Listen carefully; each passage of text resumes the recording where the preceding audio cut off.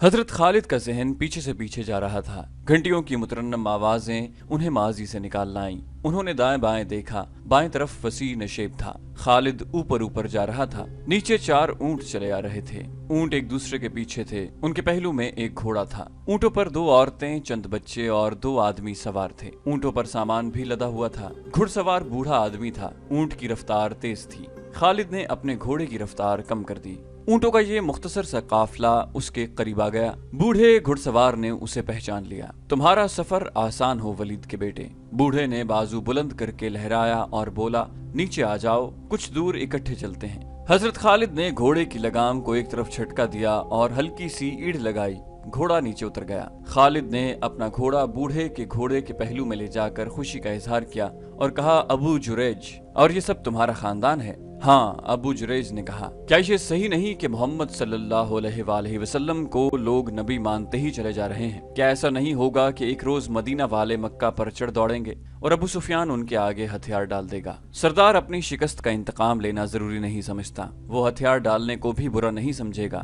حضرت خالد نے کہا، کیا تمہیں یاد نہیں کہ ہم سب مل کر مدینہ پر حملہ کرنے گئے تھے تو مدینہ والوں نے اپنے ارد گرد خندق کھود ڈالی تھی؟ حضرت خالد نے کہا، میں خندق پھلانگ گیا تھا، اکرمہ بھی خندق کے پار چلا گیا تھا، مگر ہمارا لشکر، جس میں تمہارے قبیلے کے جنگجو بھی تھے، دور کھڑا تماشا دیکھتا رہا تھا۔ مدینہ سے پسپا ہونے والا سب سے پہلا آدمی ہمارا سردار ابو سفیان تھا۔ میرے بازو میں طاقت نہیں رہی ابن ولید۔ ابو جریج نے اپنا ایک ہاتھ جو ضعیفی سے کانپ رہا تھا خالد کے آگے کر کے کہا، میرا جسم ذرا سا بھی ساتھ دیتا تو میں بھی اس مارکے میں اپنے قبیلے کے ساتھ ہوتا۔ اس روز میرے آنسو نکل آئے تھے جس روز میرا قبیلہ مدینہ سے پسپا ہو کر لوٹا تھا۔ اگر کعب بن اسد دھوکہ نہ دیتا اور مدینہ پر 3-4 شب خون مار دیتا تو فتح یقیناً تمہاری ہوتی۔ خالد جھنجھلا اٹھا۔ اس نے ابو جریج کو قہر کی نگاہوں سے دیکھا اور چپ رہا۔ کیا تم نے سنا تھا کہ یحاوہ یہودن نے تمہارے قبیلے کے ایک آدمی جرید بن مسیب کو محمد صلی اللہ علیہ وسلم کے قتل کے لیے تیار کر لیا تھا؟ ابو جریج نے پوچھا، ہاں۔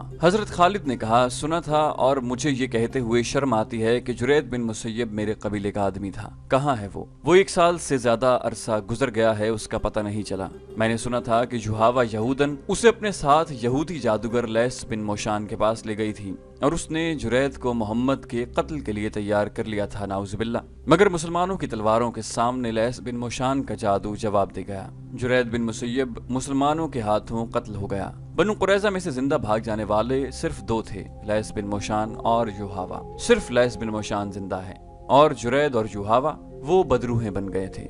ابو جریج نے کہا، میں تمہیں ان کی کہانی سنا سکتا ہوں۔ تم نے یحاوہ کو دیکھا تھا، وہ مکہ کی ہی رہنے والی تھی۔ اگر تم کہو گے کہ اسے دیکھ کر تمہارے دل میں ہلچل نہیں ہوئی تھی اور تم اپنے اندر حرارت سی محسوس نہیں کرتے تھے تو خالد میں کہوں گا کہ تم جھوٹ بول رہے ہو۔ کیا تمہیں کسی نے نہیں بتایا تھا کہ مدینہ پر حملے کے لیے غطفان اہل قریش سے کیوں جا ملا تھا اور دوسرے قبیلے کے سرداروں نے کیوں ابو سفیان کو اپنا سردار تسلیم کر لیا تھا؟ یہ یحاوہ اور اس جیسی 4 یہودنوں کا جادو چلا تھا۔ گھوڑے اور اونٹ چلے جا رہے تھے۔ اونٹ کی گردنوں سے لٹکتی ہوئی گھنٹیاں بوڑھے ابو جریج کے بولنے کے انداز میں جلترنگ کا ترنم پیدا کر رہی تھی۔ خالد انہماک سے سن رہا تھا۔ جرید بن مسیب یحاوہ کے عشق کا اسیر ہو گیا تھا۔ ابو جریج کہہ رہا تھا، تم نہیں جانتے ابن ولید، یحاوہ کے دل میں اپنے مذاہب کے سوا کسی آدمی کی محبت نہیں تھی۔ وہ جرید کو اپنے طلسم میں گرفتار کر کے اپنے ساتھ لے گئی تھی۔ میں لیس بن موشان کو جانتا ہوں، جوانی میں ہماری دوستی تھی۔ جادوگری اور شعبدہ بازی اس کے باپ کا فن تھا۔ باپ نے یہ فن اسے ورثے میں دیا تھا۔ تم میری بات سن رہے ہو ولید کے بیٹے یا اکتا رہے ہو؟ اب میں باتوں کے سوا کچھ نہیں کر سکتا۔ حضرت خالد ہنس پڑے اور بولے، سن رہا ہوں ابو جریج، غور سے سن رہا ہوں۔ یہ تو تمہیں معلوم ہوگا کہ جب ہمارے لشکر کو مسلمانوں کی خندق اور آندھی نے مدینہ کا محاصرہ اٹھا کر پسپائی پر مجبور کر دیا تھا تو محمد صلی اللہ علیہ وآلہ وسلم نے بنو قریظہ کی بستی کو گھیر لیا تھا۔ ابو جریج نے کہا، لیس بن موشان اور یحاوہ جرید بن مسیب کو وہیں چھوڑ کر نکل بھاگے۔ ہاں ہاں ابو جریج، حضرت خالد نے کہا، مجھے معلوم ہے کہ مسلمانوں نے بنو قریظہ کے تمام مردوں کو قتل کر دیا اور عورتوں اور بچوں کو اپنے ساتھ لے گئے تھے۔ میں جانتا ہوں تم میری باتوں سے اکتا گئے ہو۔ ابو جریج نے ہنستے ہوئے کہا، تم میری پوری بات نہیں سن رہے ہو۔ مجھے یہ بات وہاں سے سناؤ۔ حضرت خالد نے کہا جہاں سے پہلے میں نے نہیں سنی۔ میں وہی تک جانتا ہوں کہ جرید بن مسیب اسی پاگل پن کی حالت میں مارا گیا تھا جو اس بوڑھے یہودی شعبدہ باز نے اس پر طاری کیا تھا، اور خود یوحاوا کو ساتھ لے کر وہاں سے بھاگ نکلا تھا۔ ابو جریج نے کہا پھر یوں ہوا کہ احد کی پہاڑی کے اندر جو بستیاں ہیں وہاں کے رہنے والوں نے ایک رات کسی عورت کی چیخیں سنی۔ 3-4 دلیر قسم کے آدمی گھوڑوں پر سوار ہو کر تلواریں اور برچیاں اٹھائے سرپٹ دوڑے، لیکن انہیں وہاں کوئی عورت نظر نہ آئی اور چیخیں بھی خاموش ہو گئیں۔ وہ ادھر ادھر گھوم پھر کر واپس آ گئے۔ یہ چیخیں صحرائی لومڑی یا کسی بھیڑیے کی بھی ہو سکتی تھیں۔ حضرت خالد نے کہا بھیڑیے اور عورت کی چیخ میں بہت فرق ہے۔ ابو جریج نے کہا لوگ اسے کسی مظلوم عورت کی چیخیں سمجھے تھے۔ وہ یہ سمجھ کر چپ ہو گئے کہ کسی عورت کو ڈاکو لے جا رہے ہیں، یا وہ کسی ظالم خاوند کی بیوی ہوگی اور وہ سفر میں ہوں گے۔ لیکن اگلی رات یہی چیخیں ایک اور بستی کے قریب سنائی دیں۔ وہاں کے چند آدمی بھی ان چیخوں کے تعاقب میں گئے، لیکن انہیں کچھ نظر نہ آیا۔ اس کے بعد دوسری تیسری رات کچھ دیر کے لیے یہ نسوانی چیخیں سنائی دیتی اور رات کی خاموشی میں تحلیل ہو جاتی۔ پھر ان پہاڑیوں کے اندر رہنے والے لوگوں نے بتایا کہ اب چیخوں کے ساتھ عورت کی پکار بھی سنائی دیتی ہے، جرید جرید کہاں ہو؟ وہاں کے لوگ جرید نام کے کسی آدمی کو نہیں جانتے تھے۔ ان کے بزرگوں نے کہا تھا کہ یہ کسی مرے ہوئے آدمی کی بدروح ہے جو عورت کے روپ میں چیخ چلا رہی ہے۔ ابو جریج کے بولنے کا انداز میں ایسا تاثر تھا جو ہر کسی کو متاثر کر دیا کرتا تھا، لیکن خالد کے چہرے پر کوئی تاثر نہ تھا جس سے پتہ چلتا کہ وہ قبیلہ غطفان کے اس بوڑھے کی باتوں سے متاثر ہو رہا ہے۔ لوگوں نے اس راستے سے گزرنا چھوڑ دیا جہاں یہ آوازیں عموماً سنائی دیا کرتی تھیں۔ ابو جریج نے کہا ایک روز یوں ہوا کہ 2 گھڑ سوار جو بڑے لمبے سفر پر تھے ایک بستی میں گھوڑے سرپٹ دوڑاتے پہنچے۔ گھوڑوں کا پسینہ یوں پھوٹ رہا تھا جیسے وہ پانی میں سے گزر کر آئے ہوں۔ ہانپتے کانپتے سواروں پر خوف طاری تھا۔ انہوں نے بتایا کہ وہ ایک وادی میں سے گزر رہے تھے کہ انہیں کسی عورت کی پکار سنائی دی، جرید ٹھہر جاؤ، میں آ رہی ہوں۔ ان گھڑ سواروں نے ادھر دیکھا جدھر سے آواز آ رہی تھی۔ ایک پہاڑی کی چوٹی پر ایک عورت کھڑی ان گھڑ سواروں کو پکار رہی تھی۔ وہ تھی تو دور لیکن جوان لگتی تھی۔ وہ پہاڑی سے اترنے لگی تو دونوں گھڑ سواروں نے ڈر کر اینٹ لگا دی۔ سامنے والی چٹان گھومتی تھی۔ گھڑ سوار اس کے مطابق وادی میں گھوم گئے۔ انہیں 3-4 مزید موڑ مڑنے پڑے۔ گھبراہٹ میں وہ راستے سے بھٹک گئے تھے۔ وہ ایک اور موڑ مڑے تو ان کے سامنے 30-40 قدم دور ایک جوان عورت کھڑی تھی جس کے بال بکھرے ہوئے تھے اور وہ نیم برہنہ تھی۔ اس کا چہرہ لاش کی مانند سفید تھا۔ گھڑ سواروں نے گھوڑے روک لیے۔ عورت نے دونوں بازو ان کی طرف پھیلا کر اور آگے کو دوڑتے ہوئے کہا میں تم دونوں کے انتظار میں بہت دنوں سے کھڑی ہوں۔ دونوں گھڑ سواروں نے وہیں سے گھوڑے موڑے اور ایڑ لگا دی۔ بوڑھا جریج بولتے بولتے خاموش ہو گیا۔ اس نے اپنا ہاتھ حضرت خالد کی ران پر رکھا ہوا اور بولا میں دیکھ رہا ہوں کہ تمہارے پاس کھانے کے لیے کچھ نہیں ہے۔ کیا یہ اچھا نہیں ہوگا کہ ہم کچھ دیر کے لیے رک جائیں؟ پھر نہ جانے تم کب ملو۔ تمہارا باپ ولید بڑا زبردست آدمی تھا۔ تم میرے ہاتھوں میں پیدا ہوئے ہو۔ میں تمہاری خاطر تواضع کرنا چاہتا ہوں۔ روکو گھوڑے کو اور اتر آؤ۔ یہ قافلہ وہیں رک گیا۔ وہ کسی مرے ہوئے آدمی یا عورت کی بدروح ہی ہو سکتی تھی۔ ابو جریج نے بھنا ہوا گوشت حضرت خالد کے آگے رکھتے ہوئے کہا کھاؤ ولید کے بیٹے۔ پھر ایک خوفناک واقعہ ہو گیا۔ ایک بستی میں ایک اجنبی اس حالت میں آن گرا کہ اس کا چہرے پر لمبی لمبی خراشیں تھیں جن سے خون بہ رہا تھا۔ اس کے کپڑے پھٹے ہوئے تھے اور جسم پر بھی خراشیں تھیں۔ وہ گرتے ہی بے ہوش ہو گیا۔ لوگوں نے اس کے زخم دھوئے اور اس کے منہ میں پانی ڈالا۔ وہ جب ہوش میں آیا تو اس نے بتایا کہ وہ 2 چٹانوں کے درمیان سے گزر رہا تھا کہ ایک چٹان کے اوپر سے ایک عورت چیختی چلاتی اتنی تیزی سے اتری جتنی تیزی سے کوئی عورت نہیں اتر سکتی تھی۔ یہ آدمی اس طرح رک گیا جیسے دہشت زدگی نے اس کے جسم کی قوت سلب کر لی ہو۔ وہ عورت اتنی تیزی سے آ رہی تھی کہ رک نہ سکی۔ وہ اس آدمی سے ٹکرائی اور چیخ نما آواز میں بولی تم آ گئے جرید، میں جانتی تھی تم زندہ ہو، آؤ چلیں۔ اس شخص نے اسے بتایا کہ وہ جرید نہیں، لیکن وہ عورت اسے بازو سے پکڑ کر گھسیٹتی رہی اور کہتی رہی تم جرید ہو، تم جرید ہو۔ اس شخص نے اس سے آزاد ہونے کی کوشش میں اسے دھکا دیا۔ وہ گر پڑی اور اٹھ کھڑی ہوئی۔ یہ آدمی اسے کوئی پاگل عورت سمجھ کر وہیں کھڑا رہا۔ وہ اس طرح اس کی طرف آئی کہ اس کے دانت بھیڑیوں کی طرح باہر نکلے ہوئے تھے اور اس نے ہاتھ اس طرح آگے رکھے تھے کہ اس کی انگلیاں درندوں کے پنجوں کی طرح ٹیڑھی ہو گئی تھی۔ وہ آدمی ڈر کر الٹے قدم پیچھے ہٹا اور ایک پتھر سے ٹھوکر کھا کر پیٹھ کے بل گرا۔ یہ عورت اس طرح اس پر گری اور پنجے اس کے چہرے پر گاڑ دیے جیسے بھیڑیا اپنے شکار کو پنجوں میں دبوچ لیتا ہے۔ اس نے اس آدمی کا چہرہ نوچ ڈالا۔ اس نے اس عورت کو دھکا دے کر پرے کیا اور اس کے نیچے سے نکل آیا، لیکن اس عورت نے اپنے ناخن اس شخص کے پہلو میں اتار دیے۔ और उसके कपड़े भी फाड़ दिए और खाल भी बुरी तरह जख्मी कर दी। उस जख्मी ने बताया कि उस औरत की आंखें और मुंह से शोले से निकलते हुए महसूस होते थे। वो इंसानों के रूप में आया हुआ कोई दरिंदा था। उस आदमी के पास खंजर था, लेकिन उसके होश ऐसे गुम हुए कि वो खंजर निकालना भूल गया। इत्तेफाक से उस आदमी के हाथ में उस औरत के बाल आ गए। उसने बालों को मुट्ठी में लेकर जोर से झटका दिया। वो औरत चट्टान पर गिरी। ये आदमी भाग उठा। उसे अपने पीछे उस औरत की चीखें सुनाई देती रहीं। उसे बिल्कुल याद नहीं था वो इस बस्ती तक किस तरह पहुंचा है। वो इन खराशों की वजह से बेहोश नहीं हुआ था, उस पर दहशत सवार थी। फिर दो मुसाफिरों ने बताया कि उन्होंने रास्ते में एक आदमी की लाश पड़ी देखी है, जिसे किसी दरिंदे ने चीर फाड़ कर हलाक किया होगा। उन्होंने बताया कि उसके कपड़े फटे हुए थे और तमाम जिस्म पर खराशें थीं। उस जगह के करीब जिस जगह उस औरत की मौजूदगी बताई जा सकती थी, छोटी सी एक बस्ती थी। वहाँ के लोगों ने नकल मकानी का इरादा कर लिया, लेकिन यहूदी जादूगर लैस बिन मोशान पहुंच गया। उसे किसी तरह पता चल गया था कि एक औरत इस इलाके में जुरैद जुरैद पुकारती और चीखती चिल्लाती रहती है, और जो आदमी उसके हाथ आ जाए उसे चीर फाड़ देती है। अबू जुरैज ने खालिद को बाकी कहानी यूं सुनाई। उसे बदरूहों के इल्म के साथ गहरी दिलचस्पी थी और वो लैस बिन मोशान को भी जानता था। जब उसे पता चला कि यहूदी जादूगर वहां पहुंच गया है, तो वो भी घोड़े पर सवार हुआ और वहां जा पहुंचा। वो उस बस्ती में जा पहुंचा जहां लैस बिन मोशान आकर ठहरता था।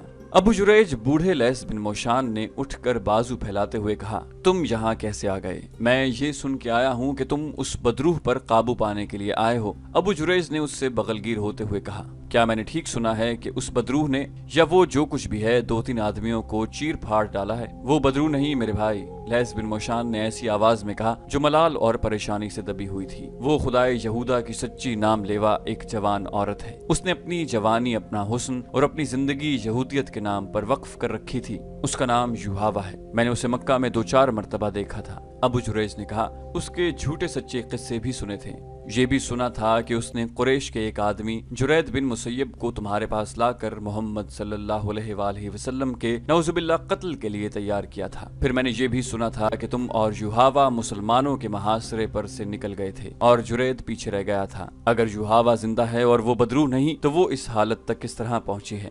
उसने अपना सब कुछ खुदाए यहूदा के नाम पर कुर्बान कर रखा है। लैस बिन मोशान ने कहा, लेकिन वो आखिर इंसान थी, जवान थी, वो जज्बात की कुर्बानी न दे सकी। उसने जुरैद की मोहब्बत को अपनी रूह में उतार लिया था। जुरैद पर जितना असर मेरे खास अमल का था, उतना ही युहावा की वालिहाना मोहब्बत का था। मैं समझ गया। अबू जुरैज ने कहा, उसे जुरैद बिन मुसय्यब की मौत ने पागल कर दिया है। क्या तुम्हारा अमल और जादू उस औरत पर नहीं चल सकता था? लैस बिन मोशान ने लंबी आह भरी और बेनूर आंखों से अबू जुरैज को टिकटिकी बांध कर देखा और कुछ देर चुप रहने के बाद कहा, मेरा अमल इस पर क्या असर करता? वो मुझे भी चीर फाड़ने को मुझ पर टूट पड़ती थी। मेरा अमल उस सूरत में काम करता कि मैं उसकी आंखों में आंखें डाल सकता और मेरा हाथ थोड़ी देर के लिए उसके माथे पर रहता। जहाँ तक मैं इस इल्म को समझता हूँ, अबू जुरैज ने कहा, वो पहले ही पागल हो चुकी थी और तुम्हें अपना दुश्मन समझने लगी थी, और उसे मेरे खिलाफ दुश्मनी ये थी कि मैं जुरैद को मुसलमानों के रहमो करम पर छुड़ाया। लैस बिन मोशान ने कहा, मैं इसे अपने साथ ला सकता था, लेकिन वो इस हद तक मेरे तिलिस्माती इल्म के ज़ेरे असर आ चुका था कि हम उसे जबरदस्ती लाते तो शायद वो मुझे या युहावा को कत्ल कर देता। मैंने उसके जहन में दरिंदगी का ऐसा तासुर पैदा कर दिया था कि वो कत्ल व गारत के सिवा और कुछ सोच ही नहीं सकता था। अगर मैं एक दरख्त की तरफ ये इशारा करके कहता कि ये है मोहम्मद सल्लल्लाहु अलैहि वसल्लम, तो वो तलवार उस दरख्त के तने में उतार देता। मुझे ये तवक्को भी थी कि ये पीछे रह गया तो हो सकता है कि मोहम्मद सल्लल्लाहु अलैहि वसल्लम तक पहुंच जाए और उसे कत्ल कर दे, लेकिन वो खुद कत्ल हो गया। अबू जुरैज ने पूछा, क्या तुम अब युहावा पर काबू पा सकोगे? मुझे उम्मीद है कि मैं उसे अपने असर में ले आऊंगा। लैस बिन मोशान ने कहा, क्या तुम मुझे इस काम में शरीक कर सकोगे? अबू जुरैज ने पूछा, मैं कुछ जानना चाहता हूँ, कुछ सीखना चाहता हूँ। लैस बिन मोशान ने कहा, अगर बुढ़ापा तुम्हें चलने दे तो चलो, मैं थोड़ी देर तक रवाना होने वाला हूँ। यहाँ के कुछ आदमी मेरे साथ चलने को तैयार हो गए हैं। और फिर खालिद बिन वलीद, बूढ़े अबू जुरैज ने अपने पास बैठे हुए खालिद के कंधों पर हाथ रख कर जज्बाती लहजे में कहा, हम दोनों बूढ़े ऊंटों पर सवार उस पहाड़ी इलाके में पहुंचे जहाँ के मुताल्लिक बताया गया था कि एक औरत को देखा गया है। हम तंग सी एक वादी में दाखिल हो गए। हमारे पीछे 10-12 घुड़सवार और 3-4 शुतर सवार थे। वादी में दाखिल हुए तो इन सब ने कमानों में तीर डाल दिए। वादी आगे जाकर खुल गई। हम दाएं को घूमे तो हमें कई गिद्ध नजर आए जो किसी मुर्दार को खा रहे थे। एक सहराई लोमड़ी गिद्धों में से दौड़ती हुई निकल आई। मैंने देखा उसके मुंह में एक इंसानी बाजू था और लोमड़ियां भागी और गिद्ध उड़ गए। वहां इंसानी हड्डियां बिखरी पड़ी थीं। سر الگ پڑا تھا، اس کے بال لمبے ادھر ادھر بکھرے ہوئے تھے، کچھ کھوپڑی کے ساتھ تھے، آدھے چہرے پر ابھی کھال موجود تھی، وہ یوحاوا تھی۔ لیث بن مشان کچھ دیر اس کی بکھری ہوئی ہڈیوں کو اور ادھ کھائے چہرے کو دیکھتا رہا۔ اس کی آنکھوں سے آنسو بہہ کر اس کی دودھ جیسی داڑھی میں جذب ہو گئے، اور پھر ہم وہاں سے آ گئے۔ لیث بن مشان اور یوحاوا نے جرید بن مسیب کو محمد صلی اللہ علیہ وسلم کے قتل کے لیے نعوذ باللہ تیار کیا تھا۔ حضرت خالد نے ایسے لہجے میں کہا جس میں طنز کی ہلکی سی جھلک تھی، جرید بن مسیب مسلمانوں کے ہاتھوں قتل ہوا اور یوحاوا کا انجام تم نے اپنی آنکھوں سے دیکھا ہے، کیا تم سمجھے نہیں ہو ابو جریج؟ حضرت خالد نے ایسے لہجے میں کہا جس میں طنز کی ہلکی سی جھلک بھی تھی، جرید بن مسیب مسلمانوں کے ہاتھوں قتل ہوا اور یوحاوا کا انجام تم نے اپنی آنکھوں سے دیکھا ہے، کیا تم سمجھے نہیں ہو ابو جریج؟ بوڑھے ابو جریج نے کہا، ہاں، لیث بن مشان کے جادو سے محمد صلی اللہ علیہ وسلم کا جادو زیادہ تیز اور طاقتور ہے۔ لوگ ٹھیک کہتے ہیں کہ محمد صلی اللہ علیہ وآلہ وسلم کے ہاتھ میں جادو ہے، اس جادو کا ہی کرشمہ ہے کہ اس کے مذہب کو لوگ مانتے ہی چلے جا رہے ہیں، جرید کو قتل ہونا ہی تھا۔ حضرت خالد نے کہا، میرے بزرگ دوست، اس بدروح کے قصے مدینہ میں بھی پہنچے ہوں گے، لیکن وہاں کوئی نہیں ڈرا ہوگا۔ محمد صلی اللہ علیہ وسلم کے پیروکاروں نے تسلیم ہی نہیں کیا ہوگا کہ یہ جن، بھوت یا بدروح ہے۔ ابو جریج نے کہا، محمد صلی اللہ علیہ وسلم کے پیروکاروں کو ڈرنے کی کیا ضرورت ہے؟ محمد صلی اللہ علیہ وسلم کے جادو نے مدینہ کے گرد حصار کھینچا ہوا ہے، محمد صلی اللہ علیہ وآلہ وسلم کو نعوذ باللہ قتل نہیں کیا جا سکتا، وہ احد کی لڑائی میں زخمی ہوا اور زندہ رہا۔ تمہارا اور ہمارا اتنا زیادہ لشکر مدینہ کی اینٹ سے اینٹ بجانے گیا تو ایسی آندھی آئی کہ ہمارا لشکر تتر بتر ہو کے بھاگا۔ میدان جنگ میں محمد صلی اللہ علیہ وسلم کے سامنے جو بھی گیا اس کا دماغ جواب دے گیا۔ کیا تم جانتے ہو خالد، محمد صلی اللہ علیہ وآلہ وسلم کے قتل کی ایک اور کوشش ناکام ہو چکی ہے؟ حضرت خالد نے کہا، سنا تھا، پوری بات کا علم نہیں، یہ خیبر کا واقعہ ہے۔ ابو جریج نے کہا، مسلمانوں نے خیبر کی یہودیوں پر چڑھائی کی تو یہودی ایک دن بھی جم کے مقابلہ نہ کر سکے، فریب کار قوم میدان میں نہیں لڑ سکتی۔ حضرت خالد نے کہا، یہودی پیٹھ پر وار کیا کرتے ہیں اور وہ انہوں نے خیبر میں کیا۔ ابو جریج نے کہا، یہودیوں نے مقابلہ تو کیا تھا لیکن ان پر محمد صلی اللہ علیہ وسلم کا خوف پہلے ہی طاری ہو گیا تھا۔ میں نے سنا تھا کہ جب مسلمان خیبر کے مقام پر پہنچے تو یہودی مقابلے کے لیے نکل آئے، ان میں سے بعض محمد صلی اللہ علیہ وسلم کو پہچانتے تھے۔ کسی نے بلند آواز سے کہا کہ محمد صلی اللہ علیہ وسلم بھی آئے ہیں، پھر کسی اور نے چلا کر کہا، محمد صلی اللہ علیہ وسلم بھی آئے ہیں۔ یہودی لڑے تو صحیح لیکن ان پر محمد صلی اللہ علیہ وآلہ وسلم کے خوف ایسا سوار ہوا کہ انہوں نے ہتھیار ڈال دیے۔